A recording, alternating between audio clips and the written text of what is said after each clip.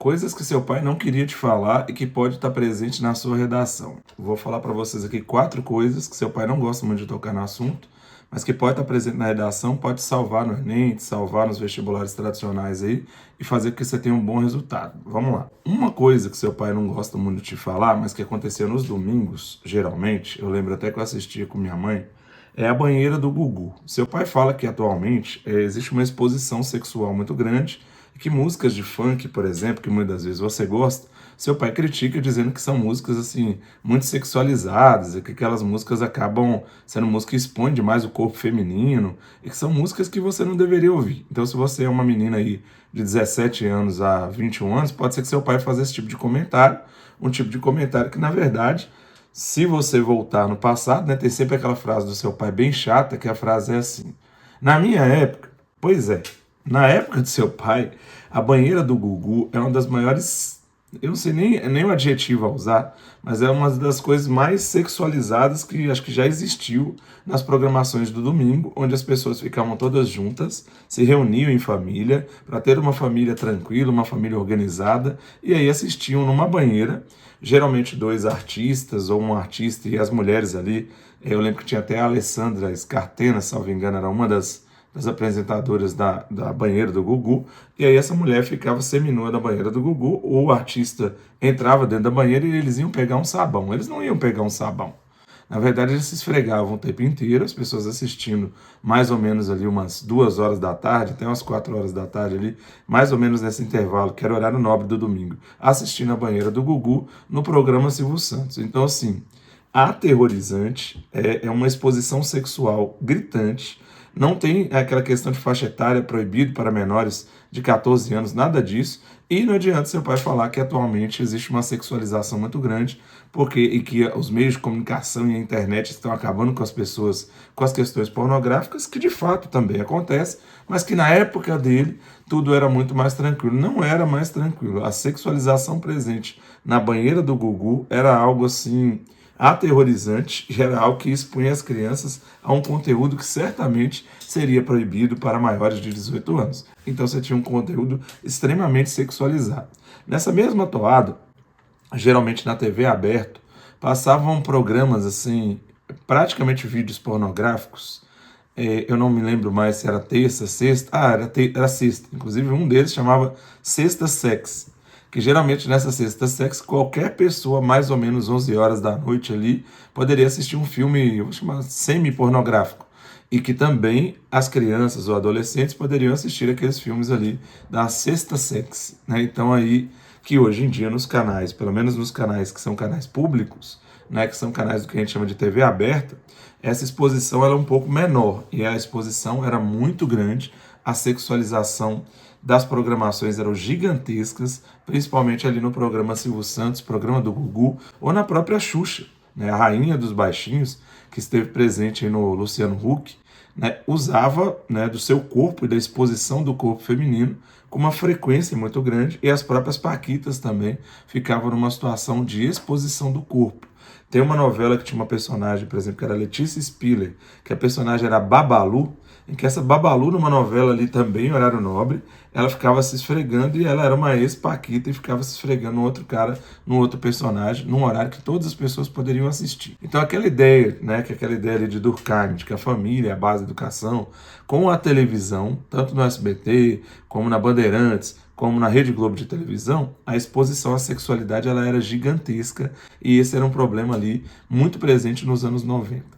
Uma outra banda que eu gostava, que também aí já é a indústria fonográfica, é uma das bandas de maior sucesso dos anos 90, eles fizeram até um documentário agora que vale a pena se assistir, que chama Andar na Pedra, é a banda Raimundos. E a banda Raimundos tinha várias músicas sexualizadas, como Entrei no Trem, Esporrei na Manivela, né? E tinha uma outra música que falava que eu queria ser o banquinho da bicicleta para ficar bem no meio das pernas e sentir o seu ano suar. Seu pai não vai querer conversar com você sobre isso, mas essa música pode ser utilizada na redação, quando a redação fala da sexualização da infância ou quando a redação fala da exposição excessiva do corpo feminino, que também era muito presente nas propagandas de cerveja, né, como Vai Verão, Vem Verão e algumas personagens de propaganda de cerveja. Além de no programa do Luciano Huck, que se eu não me engano chamava H. Você tinha a tiazinha e a feiticeira, que eram consideradas símbolos sexuais e que geralmente apareciam em revistas como a revista Playboy. E que boa parte das coisas aí o seu pai viu, mas ele não vai querer falar a respeito. Porque se ele falar a respeito, ele vai ter que falar da sexualização da infância, da adultização, da exploração do corpo feminino e de como que as programações das televisões brasileiras eram extremamente agressivas em relação à exploração sexual das mulheres. E isso acaba gerando uma geração machista, patriarcal e fortalecendo estereótipos contra a mulher que dificultam demais isso ser rompido no Brasil atualmente. Então esse não é só um problema da camisa do Corinthians, que agora está querendo ter um patrocínio, que é um patrocínio vinculado a sites ou a grupos pornográficos difundidos nas redes sociais. Esse é um problema antigo e nem tinha muitas das vezes o proibido para maiores de 18 anos. Será que seu pai quer falar disso com você? Não sei se seu pai quer falar, mas que era bom de você usar na redação, porque várias pessoas assistiam nos anos 90 esse tipo de programação, era de grande audiência, de uma exploração sexual gigante, principalmente do corpo feminino. Isso é um fato.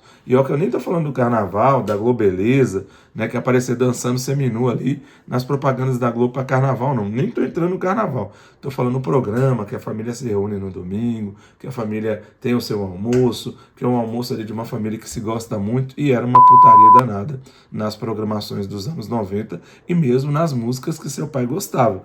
Eu mesmo também gostava da banda Raimundos e tenho que admitir que a banda era ultra sexualizada e essa banda, apesar de tocar até hoje, mas o Rodolfo, inclusive, depois até virou evangélico, saiu da banda, né? E essa discussão é feita no Andar na Pedra, mas é algo que você pode utilizar, ou da indústria fonográfica, ou da indústria cultural, ou do impacto da TV que tinha na vida das pessoas nos anos 90, e usar como é que a exploração do corpo feminino e a adultização e a sexualização da infância era muito presente, para muito antes da Lei Felca, né? E fazer talvez até o debate atual com a questão da Lei Felca, aí, que procura evitar com que essa exposição do corpo, principalmente de crianças, né, e essa sexualização precoce, ela acaba atingindo os lares das famílias. Mas ela atingia antes de uma facilidade muito grande via televisão. Agora, tudo bem, ela está vinculada à questão associada à internet, mas ela sempre esteve presente. Então, o papo do...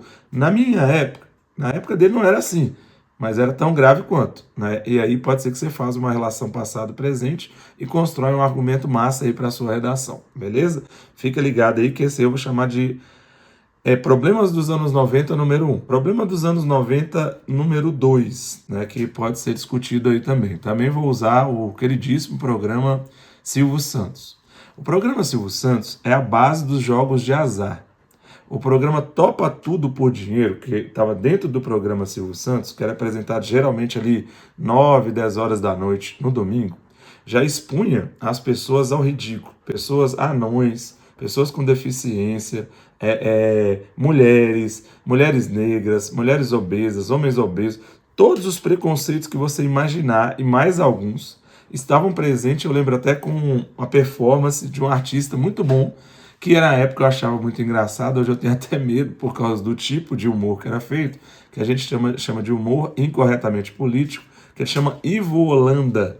E esse Ivo Holanda que fazia gracinha com as pessoas na rua e pregava esses grupos vulneráveis e usava esses grupos vulneráveis para ganhar dinheiro. Além disso, o Silvio Santos tinha o famoso baú da felicidade. Felicidade não, era um jogo de aposta, onde era um jogo de sorte, né, onde você rodava a roleta ali, tinha o programa o Roletrando, e nesse Roletrando você rodava a roleta e via se você ia ganhar dinheiro ou não ganhar dinheiro. Além do Silvio Santos distribuir dinheiro para as pessoas e vender o carnê do baú da felicidade, onde você ficava viciado naquilo, e o Silvio Santos sempre, telecena, sorteio da Mega Sena, ele sempre usou os jogos de azar para conseguir nortear os seus programas, baseado numa programação de influência americana que estimulava os jogos de azar. Então, o programa Silvio Santos, galera, que minha mãe adorava, eu costumo dizer que minha mãe, eu acho que ela gostava mais do Silvio Santos do que do meu próprio pai, o tanto que ela gostava do programa Silvio Santos, ele é aterrorizante no que tange a questão do respeito à dignidade humana, que é das ideias do Enem centrais para você usar na redação. E esse mesmo programa Silvio Santos pode ser usado para a questão de jogos de azar e desse vício em jogos de azar. Que tudo bem, agora tem Bet, tem vários outros jogos, mas o próprio governo brasileiro sempre estimulou jogos de azar, como por exemplo da Mega Sena. E o Silvio Santos tinha sua famosa Telecena. E eu lembro que minha mãe ganhou na Telecena, aí que foi o problema. Ela ganhou na Telecena com quem erra mais. Eu falei, mãe, a senhora é tão azarada que a senhora conseguiu ganhar com quem erra mais números. Então quem errava mais números também ganhava. Como se o Silvio Santos estivesse oferecendo dinheiro para as pessoas e não tivesse roubado o dinheiro da minha mãe durante a maior parte da vida da minha mãe, que faleceu infelizmente em 2015. Então fica ligado no programa Silvio Santos, que o programa Silvio Santos pode ser muito útil para você usar na sua redação. O terceiro ponto aí dessas programações e dessas coisas que aconteciam ali no passado, que às vezes seu pai não quer falar, é das brincadeiras de rua. As brincadeiras de rua eram extremamente agressivas. Nos anos 80 para os anos 90, né, você tinha brincadeiras muito agressivas, como por exemplo garrafão, onde você fazia uma garrafa na rua, a pessoa que ficava na garrafa tinha que ficar com o pé só, não poderia colocar o pé para fora do garrafão. Se ele colocasse o pé para fora do garrafão e alguém encostasse nele, todos poderiam bater na pessoa até a pessoa chegar até um poste mais próximo ou algum lugar que seria o seu pique. E até lá era chute, murro, né, e tudo quanto é coisa que você pudesse fazer. Então os jogos de rua eram jogos muito violentos, além da brincadeira mais comum ser polícia-ladrão. E nessa brincadeira de polícia-ladrão era uma brincadeira muito violenta que acontecia nos anos 80, nos anos 90, muito comum nas escolas. Então hoje aí, se as pessoas às vezes têm algumas brincadeiras nas escolas, e você vai falar, no meu tempo, essa é uma coisa do seu tempo, não é uma coisa do seu tempo, não. Essas brincadeiras violentas nas escolas e a brincadeira violenta nas ruas era cada vez mais comum. Agora talvez ficou mais para a escola e para o seu condomínio. Outra questão são esses joguinhos, né? Os jogos, tanto quanto atualmente The Sims, eles conduziam você para o capitalismo. Como, por exemplo, Banco Imobiliário, que era um jogo ali para você ganhar dinheiro, né? E aí você ganhava dinheiro o tempo inteiro. Jogo da Vida, que era um jogo todo vinculado a ganhar dinheiro também, criar seus filhos, os homens de azul, as mulheres de rosa. Ou o próprio jogo War, que apesar de ser um jogo muito inteligente que eu jogava, que é um jogo de guerra, às vezes o meu objetivo era destruir os exércitos vermelhos. Só que os exércitos vermelhos não eram a União Soviética, era o meu melhor amigo. E meu objetivo era destruir ele. Quando eu ganhava o jogo, eu dava risada dele, porque eu acabei destruindo ele. Então, esses jogos, e esse vício a jogos, que você pode usar o Walter Benjamin como referência, na obra de arte, na época da reprodutividade técnica, também era muito comum nos anos 80 e nos anos 90 e conduzia o comportamento humano. E não eram jogos assim, alguns eram inteligentes, é verdade. Como Scotland Yard, por exemplo, era um jogo inteligente, que era um jogo ou detetive. Mas outros jogos eram estímulo ao capitalismo, estímulo à compra, estímulo ao consumo e muitas vezes estímulo à rivalidade. Esses eram os jogos que marcavam os jogos de tabuleiro, que depois vai ir para o mundo dos games muito piorado, com jogos também, além de estimular você ficar cada vez mais dependente, como o jogo FIFA, que hoje é EFC, você tem outros jogos também muito violentos, como GTA San Andreas, mas não tão diferente dos ambientes que talvez seu pai viveu na rua, que eram ambientes também extremamente violentos, do qual o bullying nas escolas e na rua ele era muito comum. Né? Então, naquele tempo, isso era muito comum. Alessandro, esses jogos comuns na época e essas questões que eram jogadas assim, jogos de tabuleiro, você acha que é um argumento legal para sua redação? Sensacional! Vai acabar sendo um argumento para sua redação também decisivo aí para você conseguir estabelecer uma relação e conseguir organizar seu texto bem. Outro problema que aconteceu muito nos anos 90, minha mãe também gostava de programa, chama o programa da Márcia Goldschmidt, e ela gostava também do programa do Ratinho. É a espetacularização da pobreza ou a porofobia naturalizada na televisão, que é esse preconceito que existe em relação aos pobres. Então, pessoas mais pobres brigando na televisão por relacionamentos interpessoais, por brigas na família, ou coisa parecida, era muito comum. Então, você usava os pobres e usava a pobreza ou a vulnerabilidade deles para expor problemas da família deles, que geralmente eram colocados na televisão, não eram resolvidos, e as pessoas davam risada disso, ou até fingiam se preocupar com isso, chamando a atenção da galera, que é o que muita influência faz atualmente, mas que também, se seu pai falar na minha época, na época dele também, isso era muito comum, né? Programas como Ratinho, para programa Silvio Santos, programa da Márcia Goldschmidt, acaba expondo esses relacionamentos familiares difíceis, né? De alguém que foi chifrado por alguém, né? Isso não estava só nas músicas de Zezé de Camargo e Luciano, também presentes nos anos 90. Isso estava naquelas programações em que você tornava um espetáculo o cotidiano difícil de algumas pessoas e problemas até psicológicos que essas pessoas passavam entre as relações das suas famílias. E aí isso era exposto também na televisão de forma clara, as pessoas gostavam e muitas das vezes as pessoas que gostavam acabavam tendo isso como uma referência para eles, beleza? Eu vou deixar para vocês aqui uns 2 parágrafos aqui para vocês terem de referência, para vocês verem como que vocês poderiam utilizar isso na redação. Bora para cima aí, acompanha aí. deixa a curtida, marca o canal e fica esperto com as novas programações do canal aí.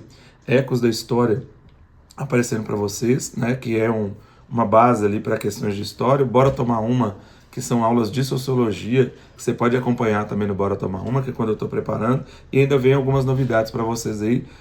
Deixa o like, acompanha o canal aí que vai dar tudo certo, aí você vai arrebentar no Enem e nos vestibulares que você for fazer. Bora para cima.